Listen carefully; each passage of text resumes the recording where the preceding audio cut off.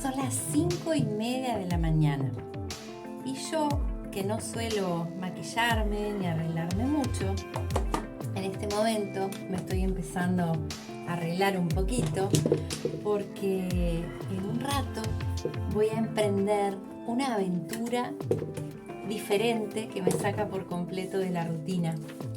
En este día, es un día muy lluvioso, hubo alerta meteorológica de color rojo ahora en toda la madrugada.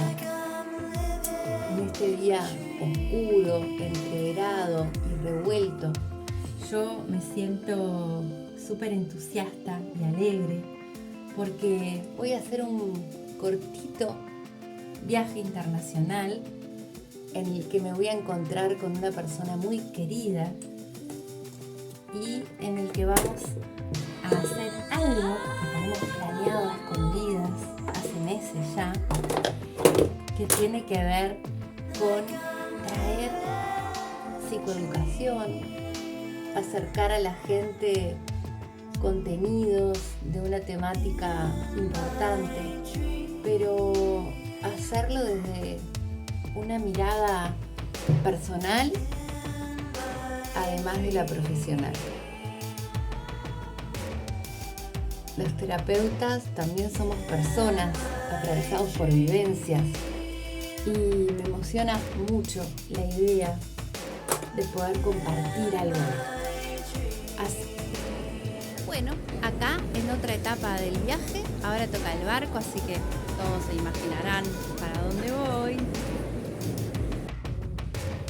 Bueno, ya estoy llegando a Buenos Aires, por ahí se ve la ciudad.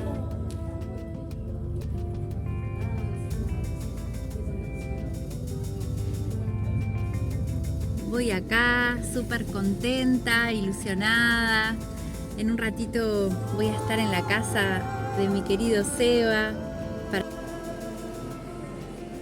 Felicísima, dejo Buenos Aires después de todo un día de jornada en donde grabamos con Sebastián Sei una entrevista súper cercana, dinámica, nutritiva para los dos y espero que pronto sea también muy nutritiva para todos ustedes.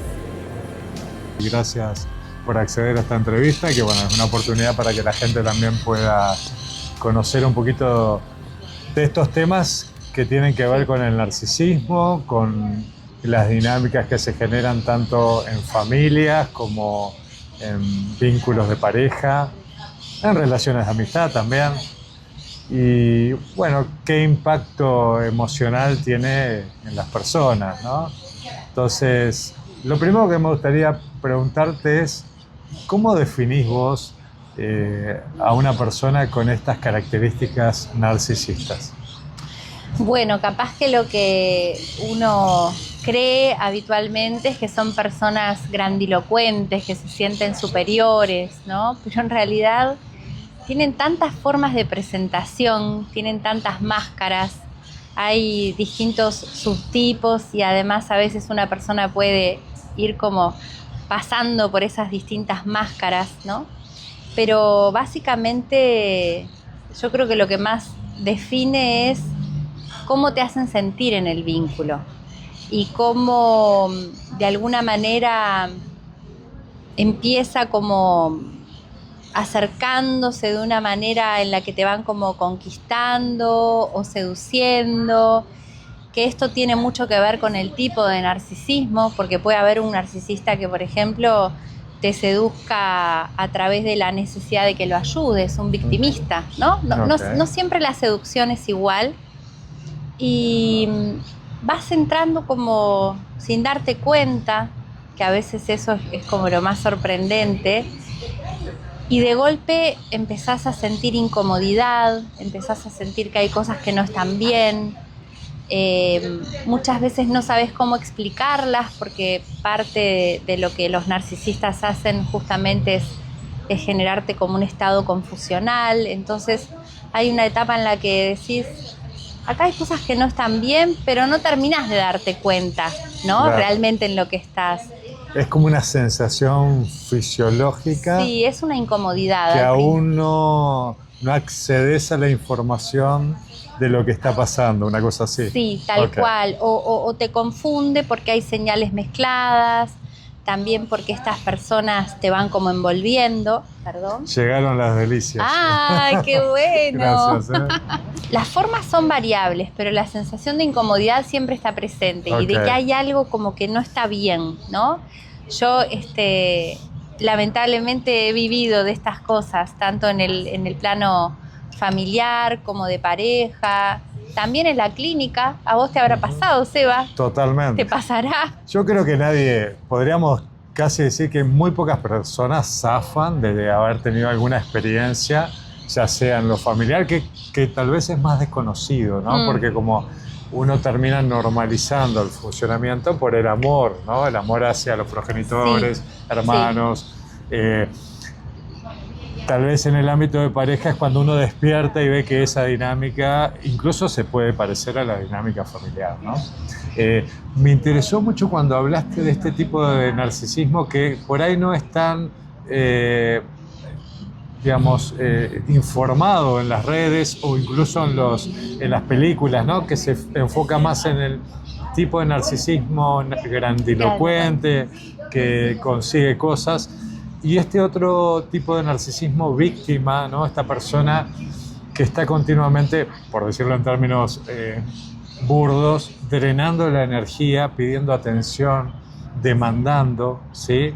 Siendo lastimoso y que también va erosionando, ¿no? Creo que es una palabra que utilizamos, ¿no? Erosionando nuestra autoestima, ¿no? De alguna manera. Sí, justamente, Seba, cuando hoy me preguntabas, bueno, cómo es, cómo lo distinguís, qué es lo que sentís, yo creo que después de esa cuestión como de cierta incomodidad y que estás como un poco confuso, viene una etapa en donde sentís que tu energía está drenada, sentís que no existís, porque realmente no existís para el narcisista, ¿no?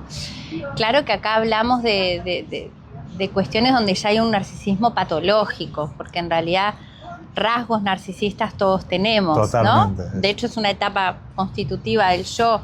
Exacto. Y nos podemos pescar a nosotros mismos teniendo conductas eminentemente egoístas y narcisistas. Por supuesto. Y es parte también de la función del ego de supervivencia, ¿no? Cuando se rigidiza, se hace extremo, es cuando se transforma tal vez en crueldad, sadismo, perversión, ¿no? Tal cual. Yo creo, mira, es como, viste que hay como teóricos o momentos de la facultad que uno los recuerda, ¿no? Yo recuerdo mucho un docente de psicopatología que un día estábamos por empezar a ir al hospital Vilar de Bo y nos dice, ustedes usen el termómetro que son ustedes mismos para tener la ayuda para diagnosticar al paciente. Porque de hecho la instancia práctica era así, nos sentábamos con un paciente que yo siempre decía, pobrecito el paciente, que te vayan a buscar y de repente te sienten y haya 25 personas, ¿no? Rodeándote. Uno era el encargado de hacer la anamnesis, las preguntas al paciente, y después tenía esa persona que hacer un diagnóstico presuntivo, ¿no? Y era algo que a todos nos daba como temor de equivocarnos. Y él nos dijo eso, usen la sensación que ustedes tienen. Y siempre me acuerdo que el paciente que me tocó tenía retardo mental. Era un muchacho joven y me aburrí mucho. Y todos nos aburrimos. Me costó sostener la entrevista porque me generó como un cansancio, una cosa.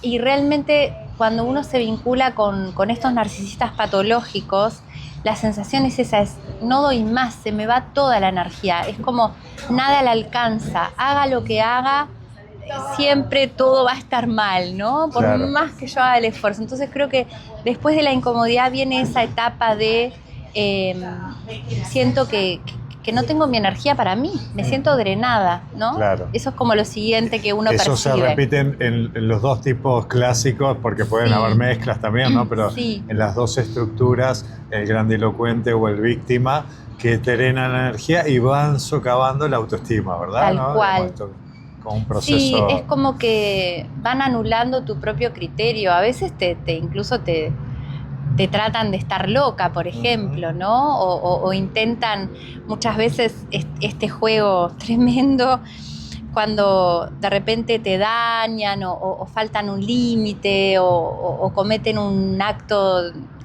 cruel, lo que hacen es ofenderse contigo si reclamas algo, ¿no? Y tú pasas a ser la culpable, tú pasas a ser la responsable, ¿no? Entonces, para el psiquismo es algo paralizante, te diría, ¿no? Yo además, Seba, yo creo que por ahí va la cosa como para ir pensando, bueno, estamos en un vínculo o esta persona puede tener un trastorno narcisista. Yo además tuve algunas experiencias, ¿no? Complejas, pero la última fue demasiado compleja, fue muy dolorosa y tuvo muchos costos de mucho tipo. Y busqué una ayuda profesional que estuviera especializada en el tema, ¿no? Porque ahora hay como un boom y se maneja un montón de información. Más información, claro. Pero no hay mucha gente realmente formada, que es Maximiliano Macchiubi, que así yo le tengo mucha admiración, respeto, agradecimiento. Yo siempre digo que él me salvó la vida de alguna manera, porque me ayudó a salir de un lugar muy oscuro. Y sobre todo pude ir como comprendiendo un montón de cuestiones que yo estaba realmente muy confundida, ¿no? Y bueno, y este año estoy haciendo además un diplomado. ¿Una maestría o no? Es un diplomado okay. Con Maxi, que me tiene súper contenta. Y justamente yo necesité hacerlo porque necesitaba como poder entender mucho más teóricamente, pero mirá lo que me pasa con esto, es muy fuerte. Seba, tú me conoces hace unos años.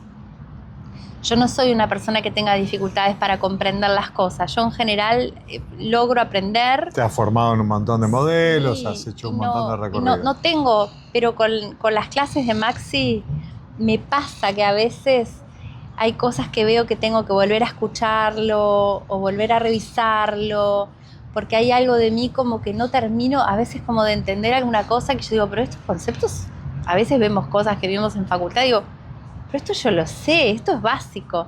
Y eso me conecta con esto que me generó ese vínculo. Claro, y digamos, yendo un poco a lo que pasa en el cerebro, ¿no? Que sí. Estas áreas cerebrales que tienen esta ceguera, ¿no? Justamente, y estos temas que vos estudiaste, aunque sean teóricos, que tocan de alguna forma, ¿no? Y que de alguna manera te recuerdan que ese es un punto doloroso, ¿no? Y nos pasa también cuando las personas que son abusadas o sufrieron violencia ven una escena en el cine o no la toleran o tienen atracción, porque pueden darse los dos fenómenos, sí, ¿no? Que uno está como obsesionado con el tema y es una forma de tramitarlo, o también el rechazo y no saber bien por qué. Pero eso es una buena pista de que algo de eso tiene que ver con nosotros, ¿no? Tal cual. Pero no quiero que te adelantes, y te agradezco mucho la apertura vulnerable y esto.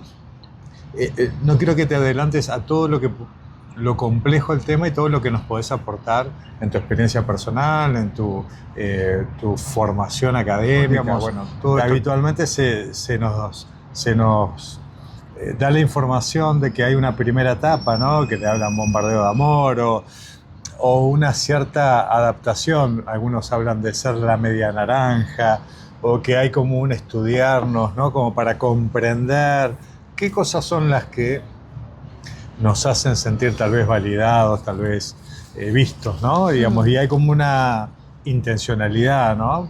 Instrumentalización, podríamos decir. Sí. Y ahora sí, me meto un poquito más, digamos, con tu experiencia personal, que luego, por supuesto, volcás a la profesión, de cómo fue tu experiencia de esa primera etapa, del inicio. Mira, se me ocurrieron dos situaciones distintas con dos vínculos distintos que yo tuve y dos inicios muy diferentes. Uno fue la viuda de mi papá cuando yo tenía 4 años. Ella estaba en ese momento en plan conquista de mi papá. Y ella es peruana. Había ido a Uruguay y recuerdo que fuimos todos al ballet y me acuerdo, imagínate, estoy hablando que yo tenía 4, ¿no? Yo era muy chiquita. Y me acuerdo de estar sentada mirando el ballet a UPA de ella, en la falda de ella, escena completamente imposible por todo el vínculo que tuvimos durante muchos años, pero ese día fue de esa manera. Recuerdo estar sentada upa de ella y ella que me decía cosas lindas y me hablaba de qué linda que era, ¿no? Como... Entonces la primera vez que yo llegué a Perú, yo estaba esperando a esa señora y era un ser muy diferente, que ejerció muchísimo maltrato y muchísima violencia, ¿no? Entonces ahí hubo como esta cosa clásica que uno escucha del bombardeo de amor, ¿no? Eso es como lo clásico que uno escucha. Sí, sí. Pero en la relación de pareja que tuve fue muy distinto, porque ahí es donde entra en juego justamente el tipo de narcisismo y el tipo de enganche que el narcisista hace con uno, porque el narcisista te estafa, Seba, es una estafa. Y vos en la estafa lo que haces es decodificar cómo podés manipular al otro, por dónde podés entrar, ¿no? Entonces, en ese caso fue distinto, fue como mostrarse como una persona muy dañada, muy vulnerable, que necesitaba mucho amor, que necesitaba mucha ayuda, y ahí fue donde me enganchó. Maxi siempre usa este ejemplo que a mí me parece genial, que es el del vampiro. El vampiro, para poder succionarle la sangre a la víctima, necesita que la víctima le dé entrada. Si el vampiro está fuera de la ventana y la víctima no lo invita a entrar, no le abre la ventana o le hace una señal, el vampiro no puede entrar. Entonces, ¿qué hace el vampiro para que tú le abras, ¿no? Para que te entregues? Se disfraza de lo que tú... Y seduce, ¿no? Habitualmente, aunque la seducción sea desde la lástima, ¿no? Sí, digamos. Tienen características seductoras por lo general, ¿no? Tienen una cosa muy seductora. La lástima es seductora en un punto, ¿no? Porque, porque depende de una persona cuidadora, los psicólogos tenemos tendencia justamente a andar ayudando a otros. Eso mismo. Qué mala idea que te para... llegue un paciente que necesita ayuda, uno lo seduce profesionalmente para estar ahí acompañando, ¿no? Y eso puede ser. Mira, hace un ratito cuando venía en el barco, venía hablando con una colega por una situación en la que, bueno, atendimos unas personas que las dos tenemos acceso a esas personas, las dos las conocemos, y esta colega me decía, Cari, tú sabes que se presentó como lloraba y se presentó como súper triste y a mí no me generaba nada internamente. Y traté de dar consuelo, traté como de sostener y hacer lo que sabemos que hay que hacer, pero sintiendo, ¿por qué yo siento esto? Y nuestra colega es muy empática, no te voy a decir quién es, pero tú la conoces y es muy empática. Eso te pasa. Hay algo que no cierra. ¿Sentís que hay algo? Ya desde el comienzo. Sí, desde entrada. Ese telón de fondo de incomodidad que lo hablaste desde un comienzo, sí, está ahí, pero aún, es lo que te decía, aún no llega esta información y tal vez por nuestra propia historia, ¿no? Que la mayoría de las personas tenemos historias traumáticas y eso, la agencia, la asertividad está muy dañada, ¿no? Y digamos, funcionamos mucho más desde la culpa, ¿no? Y no tanto de la percepción y del autocuidado, ¿no? Entonces, por eso, Seba, qué importante la psicoeducación, qué importante hacer esto. El taller del amor del bueno, vamos a aprovechar de hacer la publicidad. Exacto. Mañana damos de nuevo taller de amor del bueno. Y van a haber otras instancias también. Siempre cual, hay, en seguro. El taller justamente hablamos de estas cosas, tratamos de poner mucho foco, porque uno después mira para atrás y lee las señales y dice, pero estaban todas ahí. Y esto es algo muy común que me pasó a mí en mi historia personal y que en el diplomado además nos lo dicen todo el tiempo, ¿no? Las víctimas después miran y dicen, pero estaba ahí. Maxi dice algo que es que el abusador siempre anuncia. Algunos hasta te dicen de repente, conmigo no cuentes porque yo no voy a estar. Te lo dicen de entrada, ¿no? Pero es como que una parte de ti dice, no, esto no puede ser, debo haber entendido mal, yo voy a seguir por acá. Y seguís insistiendo y en la que te metes en tremendo baile. Ok. Cari, ¿y en qué momento concreto vos sentís que tuviste ese darte cuenta, pero más rotundo? Y dijiste, no, acá esto o no hay vuelta atrás, digamos, ¿no? Por decirlo así de alguna manera. Ay, Seba, tuve varios momentos y seguí adelante igual, pero tuve varios momentos. Hubo un episodio, por ejemplo, que fue como, que además la gente en mi entorno me decía, Cari, ¿qué está pasando? Cuidado, qué raro esto. Y yo siempre lo justificaba, no, les decía, es porque realmente recibió maltrato en el trabajo, porque yo siempre daba como, ¿no? Y resulta que todos los trabajos terminaban igual, con cero culpa y siempre, ¿no? La culpa era de los demás y siempre todo terminaba en circunstancias horribles, pero yo creía en él, ¿no? Entonces hubo muchas escenas, yo tengo en mi haber muchas muy feas, ¿tá? Pero... Y no es necesario que las cuentes porque no. son del ámbito personal. Sí. Claro. Pero el momento en el que yo, después de haber tenido como muchos avisos, muchos semáforos, muchos todos, y decidir igual seguir adelante, el momento donde yo vi que era deshonesto, que me estaba engañando. Eso, pero no es un engaño de infidelidad, no, que me estaba mintiendo, que me estaba manipulando. Una mentira abierta que vos la podías reconocer. Sí, cuando vi la intención. Eso a mí me quebró por completo. Y fue muy liberador porque fue lo que me permitió decir, no, yo no puedo estar con una persona que me está creando escenarios falsos, ¿no? Que además escenarios para alejarme de mis seres queridos, escenarios para volverme más vulnerable, más aislada, escenarios para que yo dude de mi propio criterio, ¿no? Escenarios feos. Vamos a ir avanzando en esa parte más teórica. Bien, pero tuviste ese clic que fue ver la deshonestidad, la mentira, y hubo un antes y un después que ya no era posible volver atrás a justificar, a entender, ¿sí? Digamos, fue como algo rotundo. Digo porque es importante que las personas puedan, tal vez tenga que ver con los valores de las personas, ¿no? Capaz que no hay un clic para todos por igual, ¿no? Por supuesto. Seguramente esos puntos de valores más profundos, más que tienen que ver con nuestra historia, pueden ser una trampa vital y nos llevan a caer en estas relaciones, pero a la vez también son los lugares donde nos pueden hacer despertar y decir, no hay vuelta atrás.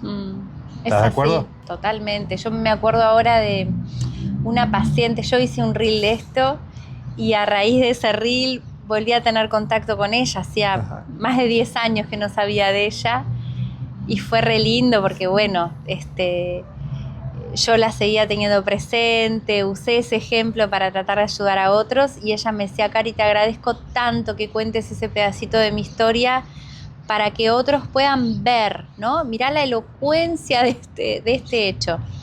Ella estaba en pareja con un hombre que sospechaba que él era infiel, sospechaba un montón de cuestiones y él siempre le decía, no, te imaginas cosas. Hasta el día que pasan la noche juntos y al otro día de mañana ella se da cuenta que adentro de la cama había una caravana de mujer que no era de ella. ¿Y qué le dijo él? Es tuya, ¿no ves que estás loca por completo? Y eso fue lo que la liberó. A veces uno necesita como el último acto. A veces es una evidencia física, a veces es algo que para uno es intolerable a nivel de valores, pueden haber, pero siempre hay un punto donde, digo, siempre no, hay personas que lamentablemente continúan esto durante toda su vida, ¿no? Sí, también hay casos. Sí, pero ¿no? Seba, quiero aclarar esto que es re importante.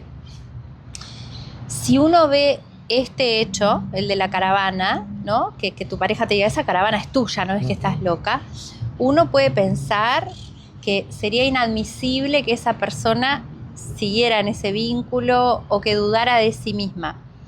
Pero justamente tienen una estrategia tan fina y van generando como un campo de cultivo tan fuerte que hasta la persona más inteligente puede dudar de sí misma. Totalmente. Justamente. Tiene que ver con el fenómeno de la negación que hace el cerebro. Hay una película muy antigua que muestra eso. Es un hombre que está con la amante en el cuarto, llega la mujer, capaz que la viste, pero es como extremo, ¿no? Llega la mujer y se horroriza y dice, ¿con quién estás ahí? Y él dice, con nadie. Y se va levantando de la cama y la mujer se va. Dice, pero estabas con una mujer. ¿Qué mujer? Le dice. Y sigue la dinámica y termina, no recuerdo exactamente, termina echándole la culpa a ella de la situación. Es un poco eso extremo. es otra cosa. No, pero sí, es muy extremo el todo ejemplo. el ejemplo, digamos. Pero esto de que te echen la culpa es típico. Claro, sí, es sí, otro claro, elemento no, típico. seguro. Termina en eso. Esa es una de las cosas que te empiezan a generar incomodidad. Exacto. Cuando ves que te pasa algo con el otro y le decís, pero Seba, me molestó esto que me hiciste. Y tú, en lugar de ponerte a pensar conmigo, ver tu contribución negativa, empezás, no, pero yo te lo hice por tu culpa. Y vos decís, ay, al final mejor me quedo calladita, Claro. no planteo nada. O tal vez tenga algo de razón, ¿no? Claro, Empezás a dudar. sí. Bueno, ya vamos a hablar de las banderas rojas y Bien, cuál me es el encanta. elemento mejor para... ¿Es estar tan atento a la bandera roja o es la asertividad y el poder mostrarle al otro la incongruencia en el momento, ¿no? Como antídoto para frenar estas dinámicas? Las dos cosas. Por supuesto, en conjunto. por supuesto, las dos cosas. Primero Sí. reconocer y luego poder expresar. Claro, y ponerles límites, aunque totalmente, esto de la asertividad es fundamental. Sí. Y sobre todo ver qué reacción tiene el otro frente al límite que uno le pone. Y ahí está un poco la clave de si insiste con el patrón, repara, hay un cambio, porque todos podemos cometer errores, por supuesto, ¿no? Sí. Bueno, nos seguiremos ahora en un ratito. Claro. Gracias.